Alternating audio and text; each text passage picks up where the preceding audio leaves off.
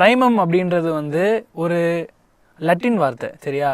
அந்த வார்த்தைக்கு வந்து என்ன அர்த்தம் அப்படின்னா பிரைமரி அப்படின்ட்டு நம்ம ஸ்கூல்லலாம் சொல்லுவோம். பிரைமரி செக்ஷன் அப்படின்னு சொல்லுவோம். இப்போ எந்த ஒரு ஸ்டேட்டா இருந்தாலும் அது வந்து பிரைமரி ஸ்டேட்ல இருக்கு அப்படின்னா அதுதான் வந்து முதல் ஸ்டேட்ல இருக்கு அப்படின்னு சொல்லுவாங்க. பிரைமம் அப்படின்னா என்னன்னா ஒரு 10 குரூப்பா நம்மளுடைய லைஃப்பை பிரிச்சுக்கலாம், சரியா?